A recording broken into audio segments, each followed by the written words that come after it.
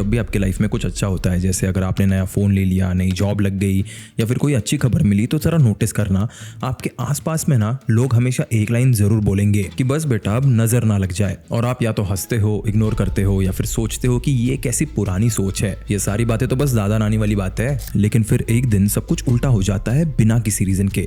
आपकी तबीयत खराब हो जाती है, आपके काम में दिक्कत आने लगती है, मूड बिना वजह के ऑफ हो जाता है और आपके दिमाग का एक छोटा सा हिस्सा धीरे से ये कहता है यार कहीं वो नजर वाली बात सच तो नहीं थी। और यही वो मोमेंट है जहाँ पे दुनिया दो हिस्सों में बढ़ जाती है। एक तरफ ना वो लोग जो कहते हैं कि नजर लगती है, बुरी आंख का असर होता है, नींबू मिर्ची लगाया करो, काला टिक्का लगाया करो। और दूसरी तरफ वो लोग हैं जो कहते हैं कि ये सब बकवास है, अंधविश्वास है। लेकिन क्या आपने कभी सोचा है कि शायद दोनों साइड में से कोई भी पूरी तरह सही नहीं है।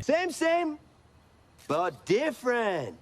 But still same. क्योंकि साइंस भी अभी कुछ ऐसे फैक्ट सामने ला रही है जो हमारी बुजुर्गों की कही गई बातों को एक नई लैंग्वेज में कंफर्म करती है। और जो लोग नज़र को सिर्फ सुपरस्टिशन बोल के डिसमिस करते थे, उन्हें शायद ये पता नहीं है कि उनकी अपनी बॉडी दूसरे लोगों की एनर्जी को हर सेकंड में रीड कर रही है। इसलिए आज हम लोग ये समझने वाले हैं कि नज़र के पीछे जो चीज़ काम करती है वो आखिर क्या है, साइंस उसके बारे में क्या कहती है और क्यों हमारी पुरानी जनरेशंस शायद हम सबसे कई गुना ज्यादा इंटेलिजेंट थी। तो मेक श्योर आप इस वीडियो को लाइक कर लो for the algorithm and play it at 1.25x for a better experience. Let's start with understanding what your body already knows. Now, I want to ask you a simple question. देखो, जब भी आप किसी के साथ बैठ के बातें करके उठे हो और आपको अच्छा लगा हो, वो मोमेंट जरा एक बार याद करो। और जब भी किसी के साथ बैठ के बातें करने के बाद आपको बिना किसी रीजन के थकान महसूस की हो, वो भी एक बार जरूर याद करना। दोनों बार दोनों केसेस में आपको किसी ने कुछ नहीं कहा होगा, किसी ने शायद कुछ किया नहीं होगा, लेकिन आपके अंदर कुछ शिफ्ट हो गया होगा। अब आपको बस लगता होगा कि ये मूड की बात है या फिर मेरा दिन खराब जा रहा है या फिर मेरी नींद पूरी नहीं हुई है।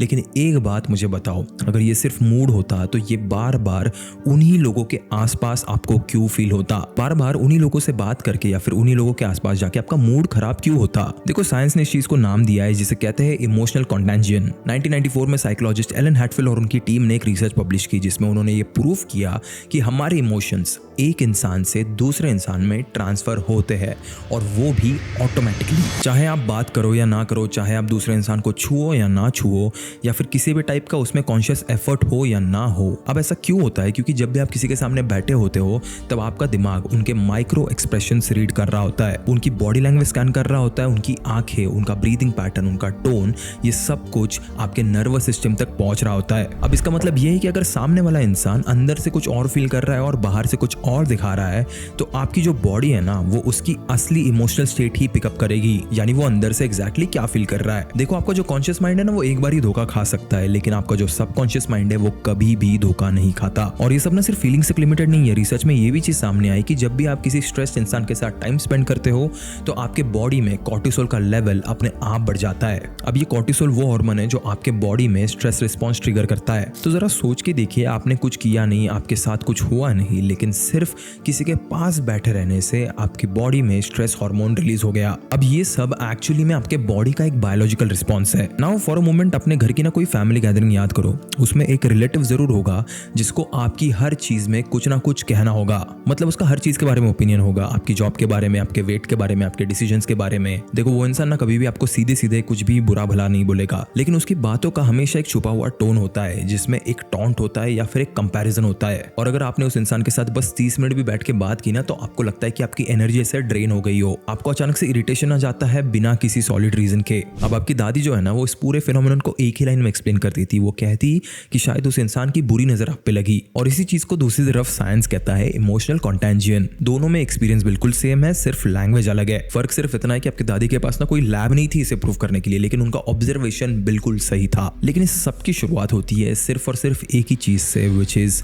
एनवी या फिर ईर्ष्या। अब ये जो एनवी है ना, ये एक बहुत ही पावरफुल इमोशन है। देखो, जब भी कोई इंसान आपको देख के जेलस फील करता है तो उसके बॉडी में एक स्पेसिफिक रिस्पॉन्स ट्रिगर होता है। जैसे मैंने पहले बताया था, उसका कॉर्टिसोल बढ़ जाता है, फिर उसके बाद उसकी जॉ मसल्स टाइटन हो जाती है और उसकी जो आंखें होती है ना, वो एक फिक्स्ड इवैल्यूएटिंग गेज में आ जाती है और उसके फेस पे जो स्माइल होती है वो उसके अंदर के एक्चुअल इमोशन से कभी मैच ही नहीं करती। देखो, बाहर से वो हमेशा इस टाइप के इमोशंस एक्सप्रेस करेगा कि बहुत अच्छा हुआ यार, मैं तो बहुत खुश हूँ तेरे लिए, लेकिन उसकी बॉडी जो है वो वो अंदर से कुछ और ही बोल रही होगी। अब यहाँ पर एक बहुत ही इंटरेस्टिंग चीज है, उसे जरा समझो। देखो आपके ब्रेन में एक सिस्टम है जिसे साइंटिस्ट मिरर न्यूरॉन सिस्टम कहते हैं। अब ये कुछ ऐसे न्यूरॉन्स है जो तब भी फायर करते हैं जब आप खुद कुछ करते हो, और तब भी फायर करते हैं जब आप किसी और को वो चीज करते हुए देखते हो। तू समझा? हाँ। नहीं, तू समझा नहीं। जैसे अगर मैं आपके सामने एक नींबू बोलूं, उसको आधा काटूं और उसका पूरा जूस अपने मुंह में निचोड़ दूं, तो आपके मुंह पे भी वो सेम खट्टे टेस्ट वाले एक्सप्रेशंस आ जाएंगे। देखो यहाँ पे आपने तो कुछ खाया नहीं था, लेकिन आपके ब्रेन ने वो एक्सपीरियंस ऑलमोस्ट सेम तरीके से फील किया जैसे मैंने फील किया। लेकिन ये जो आपका ब्रेन मैकेनिज्म है ना, ये सिर्फ आपके एक्शंस तक लिमिटेड नहीं है, ये आपकी इमोशनल स्टेट्स को भी सेम तरीके से प्रोसेस करता है। तो जब भी कोई इंसान आपके सामने बैठ के मुस्कुरा रहा होता है लेकिन उसके अंदर एक रिजर्मेंट चल रहा होता है, तो आपके मिरर न्यूरॉन्स उस गैप को पकड़ लेते हैं। उसकी स्माइल और उसकी असली फीलिंग्स के बीच में जो डिसोनेंस होता है ना, वो आपके ब्रेन को कंफ्यूज करता है, और ये कंफ्यूजन आपके बॉडी में एक सटल डिस्कम्फर्ट क्रिएट करती है। और आपका सबकॉन्शियस माइंड जो है ना, वो इस चीज को बराबर पकड़ लेता है कि भाई यहाँ पे ना कुछ गड़बड़ है, यहाँ पे कुछ ऑफ चल रहा है। इसी वजह से नजर का एक्सपीरियंस इतना स्पेसिफिक तरीके से लगता है। ये ना एक पॉइंटेड डायरेक्शनल फीलिंग है जो किसी स्पेसिफिक इंसान के साथ बार बार आपको फील हो सकती है, और आपकी जो बॉडी है ना, वो उस डिसोनेंस को एक थ्रेट की तरह रीड करती है। क्योंकि इवोल्यूशन में जब भी किसी इंसान का बाहर का एक्सप्रेशन और अंदर का इंटेंशन मैच नहीं करता था, तो उसका मतलब था कि वो इंसान आपके लिए सेफ नहीं है। ये बेसिकली हमारा एक सर्वाइवल इंस्टिंक्ट है जो हजारों सालों से हमारे अंदर कोडेड है। अब जरा एक सेकंड के लिए रुको और सोचो कि जब हमारे बुजुर्गों ने हमें ये कहा था कि सारी चीजें सबको मत बताया करो, नजर लग जाएगी, तो वो एग्जैक्टली क्या कह रहे थे? वो ना बेसिकली आपको सुपरस्टिशन नहीं सिखा रहे थे, इसे तो हमारी आगे वाली जनरेशन ने खराब कर दिया। वो आपको ना बस एक बहुत प्रैक्टिकल चीज बता रहे थे कि जब आप अपनी सक्सेस को ऐसे लोगों के सामने डिस्प्ले करते हो जिनके अंदर एनवी ट्रिगर हो सकती है, तो आप अपने आप को बेसिकली एक ऐसे इमोशनल एनवायरनमेंट में रख देते हो जहां पे आपकी बॉडी वही सेम थ्रेट सिग्नल रिसीव करती है जिसकी हम लोगों ने अभी बात की। देखो हमारी जो पुरानी जनरेशन थी ना, उनको न्यूरोसाइंस का एन भी नहीं पता था, लेकिन उन्हें एक चीज बहुत अच्छे से आती थी, विच वॉज ऑब्जर्वेशन। उन्होंने ना एक पैटर्न देखा कि जब भी किसी की बहुत ज्यादा तारीफ होती है तो कुछ ना कुछ उल्टा जरूर हो जाता है। और ये पैटर्न ना उन्होंने सिर्फ एक जनरेशन में नहीं देखा था, ये ऑब्जर्वेशन उन्हें अपने माँ बाप से मिली थी, उन्हें उनके माँ बाप से मिली थी, और ये चेन कई पुश्तों से चली आ रही है। देखो वो लोग ना साइंटिस्ट नहीं थे, वो बस ऑब्जर्वर्स थे। और कभी कभी मुझे लगता है कि सेंचुरीज का जो ऑब्जर्वेशन होता है ना, वो किसी भी लैब एक्सपेरिमेंट से ज्यादा रिलायबल होता है। तो चलो आपको नजर का कंसेप्ट क्लियर हो गया, तो अभी आपको एक बहुत ही पावरफुल कंसेप्ट के बारे में बताता हूँ, which is the nocebo loop. देखो मेडिकल साइंस में ना एक कंसेप्ट है जिसे नोसिबो लूप कहते हैं। आपने ना प्लेसिबो इफेक्ट के बारे में सुना होगा, जहाँ पे एक नकली दवाई देने से किसी इंसान को असली रिलीफ मिलता है क्योंकि उसका ब्रेन बिलीव करता है कि भाई वो दवाई काम करती है। तो ये जो नोसिबो इफेक्ट है ना, वो उसका ठीक उल्टा है। जब आपका ब्रेन ये स्ट्रांगली बिलीव करता है कि कुछ बुरा होने वाला है, तो आपकी बॉडी वो बुरा रिजल्ट खुद प्रोड्यूस करती है। I know this sounds very stupid, but actually में ऐसा होता है। और इसके ऊपर एक स्टडी भी हुई है जिसमें रिसर्चर्स ने हेल्दी लोगों को एक बहुत स्ट्रॉन्ग पेन किलर दी थी। अब ये पेन किलर उनको दी जाती उनके सलाइन में मिला के, और जब उन्हें बताया गया कि ये दवाई एक्टिव है, बहुत ज्यादा प्रूवन है, इससे आप हील हो जाओगे, तो उनका पेन ड्रामेटिकली कम हो गया। फिर रिसर्चर्स ने क्या किया, उन्होंने ना दवाई बंद कर दी, लेकिन एक्चुअली उन्होंने बंद नहीं की थी, बस दवाई बंद कर दी है ऐसा पेशेंट्स को बोला था। और उन्होंने नोटिस किया कि पेशेंट्स कंप्लेन करने लगे कि भाई ये पेन हमारा वापस आ चुका है, प्लीज दवाई ऑन कर दो, जबकि वो दवाई बंद कभी की नहीं थी। उनके बॉडी में ना वही दवाई थी जो पहले भी काम कर रही थी, लेकिन सिर्फ ये बिलीफ कि दवाई बंद हो गई, बस इतना काफी था उनके ब्रेन के लिए एक पेन रिस्पॉन्स दोबारा ट्रिगर करने के लिए। अब इस चीज को ना आप लोग नजर के कंटेक्स्ट में रख के देखिए। जब भी आप किसी ऐसे इंसान के साथ होते हो जिनका इमोशनल स्टेट एनवीएस या फिर ईर्ष्या से भरा होता है, तो आपकी बॉडी उनके इमोशनल सिग्नल्स पिक कर लेती है। लेकिन कहानी यहीं पे खत्म नहीं होती। जब ये सिग्नल्स बार बार आपके सिस्टम में आते हैं, तो आपका ब्रेन एक पैटर्न सेट कर लेता है। जो आपका नर्वस सिस्टम होता है वो बेसिकली एक लो लेवल थ्रेट मोड पे चला जाता है। अब आपको ये चीज कॉन्शियसली फील नहीं होगी, लेकिन उसके साइड इफेक्ट्स आपको जरूर दिखेंगे। आपकी नींद थोड़ी खराब होने लगेगी, आप और ज्यादा इरिटेटेड फील करोगे, आपके डिसीजंस थोड़े से रिएक्टिव हो जाएंगे, आपकी इम्यूनिटी थोड़ी कमजोर पड़ जाएगी, और आपकी ओवरऑल एनर्जी धीरे धीरे गिरने लगेगी। और फिर जब कोई भी गलत चीज होती है, जैसे जॉब में अगर कोई प्रॉब्लम आ जाए, अगर आपकी तबियत बिगड़ जाए, या फिर कोई रिलेशनशिप में आपकी कोई इशू आ जाए, तो आप या आपके घर वाले ये कहते हैं कि आपको नजर लग गई। लेकिन यहाँ पे एक्चुअली क्या हुआ, यहाँ पे ना आपकी बॉडी ऑलरेडी एक वीकेंड स्टेट में थी, क्योंकि वो काफी टाइम से एक नेगेटिव इमोशनल एनवायरनमेंट में फंक्शन कर रही थी। अब ये चीज ना नजर की वजह से नहीं हुई, आपके बॉडी ने अपने आप को एक ऐसे सिचुएशन में रख दिया जहाँ पे वो ज्यादा वल्नरेबल थी, इसीलिए आपके साथ जो भी हुआ वो आपको एक्सट्रीम लेवल पे फील हुआ। अब यहाँ पे ना एक चीज और समझना जरूरी है कि बच्चे सब में सबसे ज्यादा अफेक्टेड होते हैं। देखो एक बच्चे का नर्वस सिस्टम डेवलपिंग स्टेज में होता है और वो इमोशनल एनवायरनमेंट के लिए बहुत ज़्यादा सेंसिटिव होता है। तो जब भी घर में कोई टेंशन होती है या फिर जब भी आपके आसपास लोग पैसिव एग्रेशन कैरी कर रहे होते हैं, जब माहौल में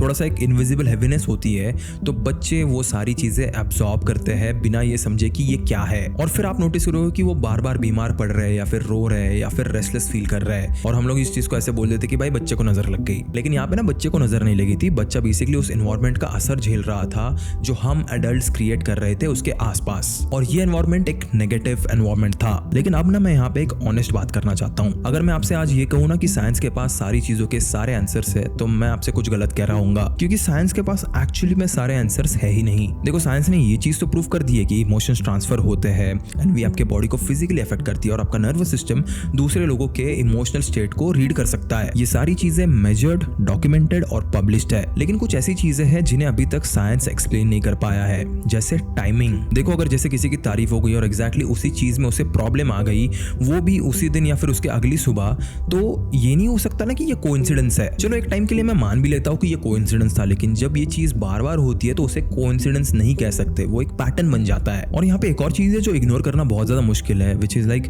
ईवल आई या फिर नजर का कंसेप्ट सिर्फ इंडिया में नहीं पाया जाता। Turkey, Greece, middle east, Latin America और अफ्रीका में भी इसे माना जाता है। इनफैक्ट आर्कियोलॉजिस्ट को मेसोपोटामिया से 5000 साल पुराने एमुलेट्स मिले हैं जो नजर से बचाने के लिए बनाए गए थे। अब जरा सोच के देखिए, ये सारी वो सिविलाइजेशन या फिर जगह है जिनके बीच में कोई कॉन्टैक्ट नहीं था। ना उस टाइम पे इंटरनेट था, ना ट्रेड रूट्स इतनी ज्यादा डेवलप्ड थी, और ना इनका कोई शेयर्ड रिलीजनल टेक्स्ट था जिससे ये आइडिया ग्लोबली स्प्रेड किया जा सकता था। फिर भी इंडिपेंडेंटली अलग अलग टाइम पे अलग अलग जगहों पे इंसानों ने एक ही कंक्लूजन निकाला कि किसी की नजर, किसी का एनवियस गेज आपको नुकसान पहुंचा सकता है। देखो यार, एक या दो सिविलाइजेशंस रहती या फिर जगहें रहती तो शायद आप बोल सकते थे कि ये कोई लोकल सुपरस्टिशन है, लेकिन जब पूरी दुनिया के अलग अलग कॉर्नर्स में बिना किसी कनेक्शन के सेम ऑब्जर्वेशन रिपीट हो रहा हो, तो उस पैटर्न को कोइंसिडेंस बोल के खत्म करना बिल्कुल गलत चीज होगी। देखो, एक सिंपल सी बात समझो कि साइंस एक्सप्लेन करती है हाउ, यानी कैसे कैसे आपके इमोशंस ट्रांसफर हो सकते हैं, कैसे आपकी बॉडी रिएक्ट करती है, कैसे एनवी एक बायोलॉजिकल रिस्पॉन्स ट्रिगर कर सकती है। लेकिन व्हाई को एक्सप्लेन करना साइंस के लिए भी अभी पॉसिबल नहीं है। व्हाई यानी क्यों सर्टेन लोगों के साथ ये ज्यादा होता है, क्यों सर्टेन टाइमिंग्स इतनी प्रिसाइजली अलाइन होती है, क्यों सर्टेन फैमिलीज में ये पैटर्न जनरेशन तक रिपीट होता है। ये सारे सवाल ना साइंस के करंट स्कोप से बाहर है। साइंस अभी तक वहां पहुंची नहीं है, और उसके ऊपर ये कहना कि जो साइंस प्रूव नहीं कर सकती वो एग्जिस्ट ही नहीं करता, ये उतना ही गलत है जितना ये कहना कि जो बुजुर्ग लोग कहते थे उसे बिना कुछ सवाल किए सच मान लो। देखो, ये दोनों केसेस ना दोनों एक्सट्रीम्स है। हमारी जो असली समझदारी है वो इसके बीच में रहने में है, जहां पे आप साइंस को रिस्पेक्ट करते हो लेकिन ये भी मानते हो कि दुनिया में कुछ ऐसी चीजें हैं जिसे लैब्स अभी तक डिस्कवर नहीं कर पाई है। अब यहाँ पे आता है हमारा आखिरी सवाल कि जब हमें ये पता चल चुका है कि ये सब हो सकता है, तो इससे बचना कैसे है और इसके लिए हम लोग क्या कर सकते हैं खुद को प्रोटेक्ट करने के लिए। तो पहली चीज जो आपको करनी है वो ये है कि अपने इमोशनल एनवायरनमेंट का ऑडिट करो। देखो, आपके फोन में ना एक स्क्रीन टाइम का ऑप्शन होता है जहाँ पे आप देख सकते हो कि आपने दिन में कितने घंटे कहाँ पे स्पेंड किए, लेकिन आपकी रियल लाइफ में कोई स्क्रीन टाइम नहीं होता। कोई भी आपको ये नहीं बताता कि आपने आज सबसे ज्यादा टाइम किसके साथ स्पेंड किया और उस इंसान ने आपके अंदर क्या इमोशंस फीड किए। तो ये जो काम है ना वो आपको खुद को करना पड़ेगा। आज से एक चीज नोटिस करना शुरू कर दो, जब भी आप किसी से मिल के आते हो ना, तो अपने आप से बस एक सवाल पूछो कि क्या मैं अभी पहले से बेटर फील कर रहा हूँ या फिर पहले से बुरा फील कर रहा हूँ। बस इतना सवाल काफी है, क्योंकि जब आप ये पैटर्न ट्रैक करोगे तो आपको खुद दिखाई देगा कि कौन आपकी एनर्जी बढ़ा रहा है और कौन चुपके से आपकी एनर्जी को नीचे खींच रहा है। बस इतनी सी चीज को याद रखो कि संगत का असर जो है ना वो कोई कहावत नहीं है, ये आपके बॉडी का बायोलॉजिकली प्रूवन रिस्पॉन्स है। और फिर आती है दूसरी चीज कि अपने विजिबिलिटी के साथ इंटेंशनल रहो। हमारे बुजुर्गों ने जब हमें ये सिखाया था कि सबको सब मत बताया करो, तो उसका मतलब ये नहीं था कि अपनी सक्सेस छुपाओ या फिर छोटे बन के रहो। उसका मतलब बेसिकली ये था कि हर जगह पे हर इंसान के सामने अपनी खुशी डिस्प्ले करना जरूरी नहीं है। जरा इस चीज को समझो कि अगर आप अपनी अचीवमेंट्स किसी ऐसे एनवायरनमेंट में बता रहे हो जहां पे एनवी की प्रोबेबिलिटी सबसे ज्यादा है, तो आप खुद अपने आप को एक इमोशनली वल्नरेबल स्टेट में रख रहे हो। इसीलिए मेरा तो ये कहना है कि भाई आप खुद चूज करो कि आपकी गुड न्यूज या फिर आपकी सक्सेस का एक्सेस किसे मिलना चाहिए। देखो, लाइफ में हर हर एक इंसान ना ये एक्सेस डिजर्व नहीं करता,